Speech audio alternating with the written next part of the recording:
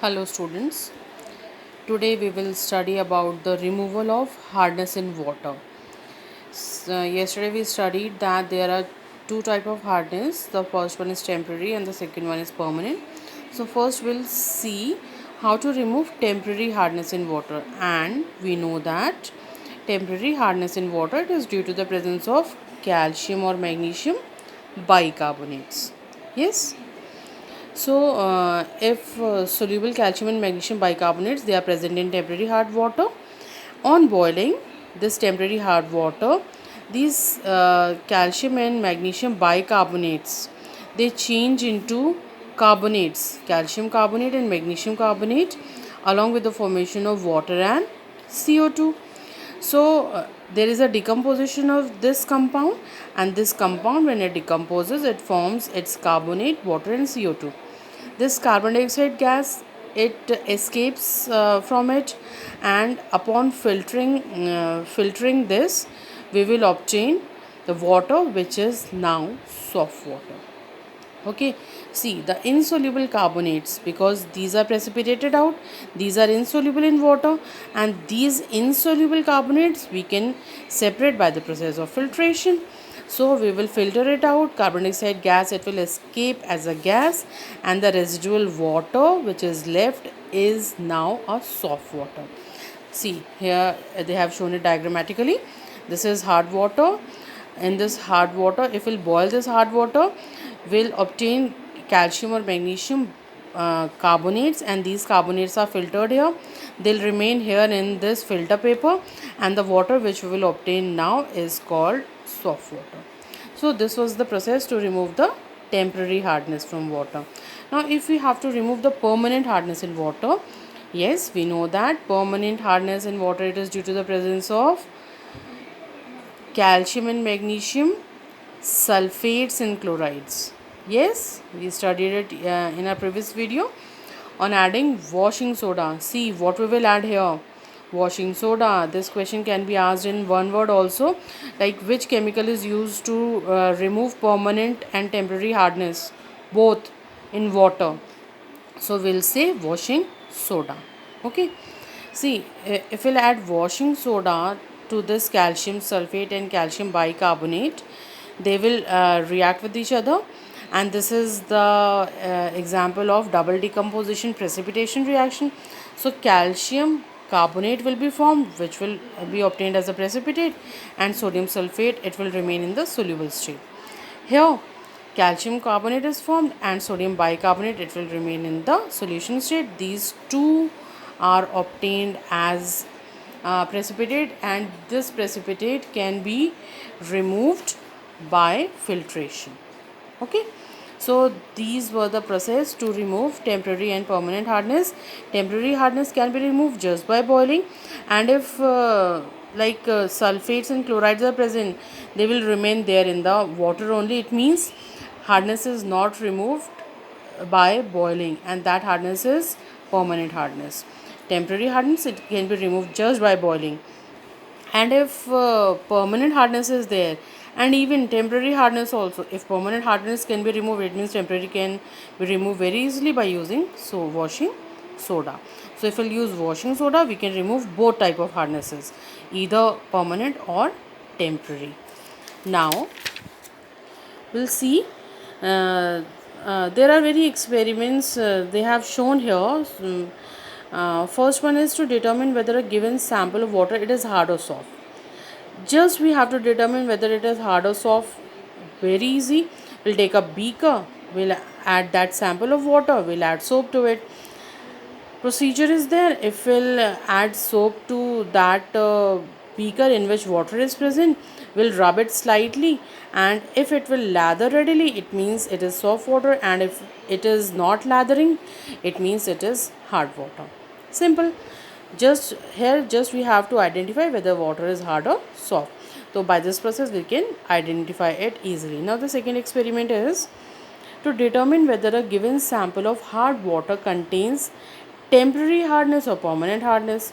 See, it is simple. We'll take water in a beaker, we'll boil it, and we'll filter it. If upon filtration See, result is if the sample of the water it lathers after filtration, we have filtered it. If after filtration it is lathering, it means it was a temporary hardness which has been now removed. But still, if it is not forming lather with the soap, it means the hardness was permanent and which was not uh, gone just by boiling the water. Okay, here we have to identify there it was clear that the hardness is present in water, but we have to identify whether hardness is temporary or permanent. We will do the process in which we will just boil the water. After boiling, we'll filter it. Upon filtration, if gases will be there, they'll escape out.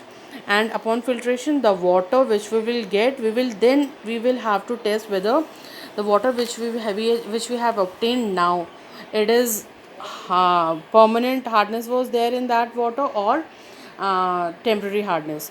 So now we will add soap to it, and if upon adding soap it is lathering readily, it means there was temporary hardness which was removed by boiling.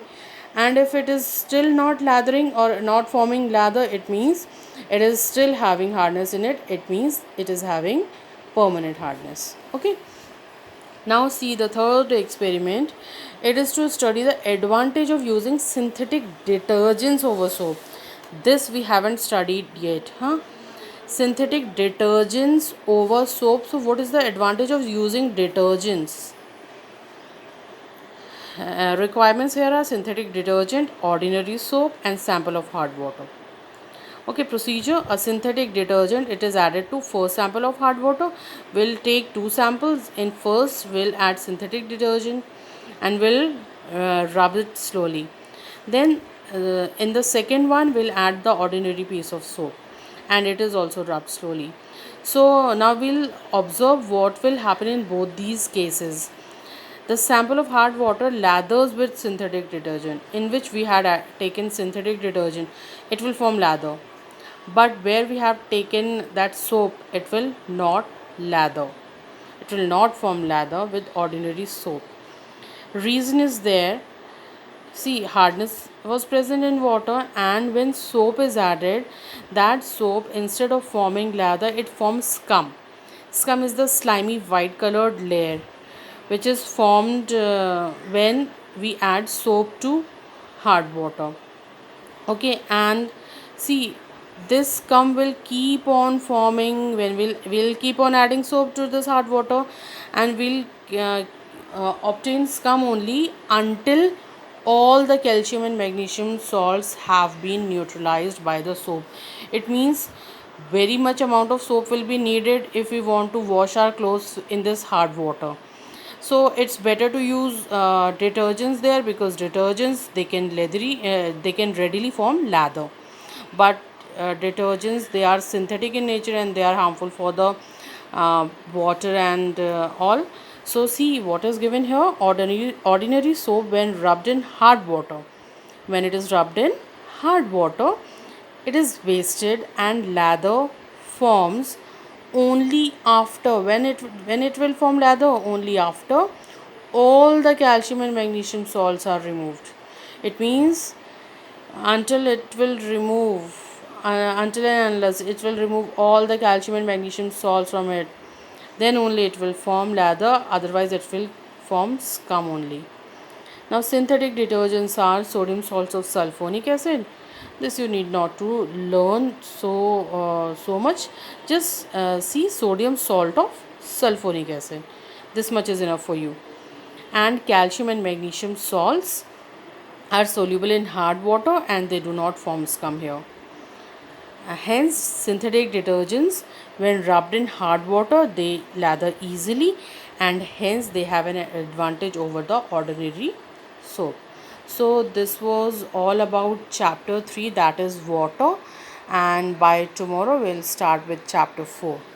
Thank you.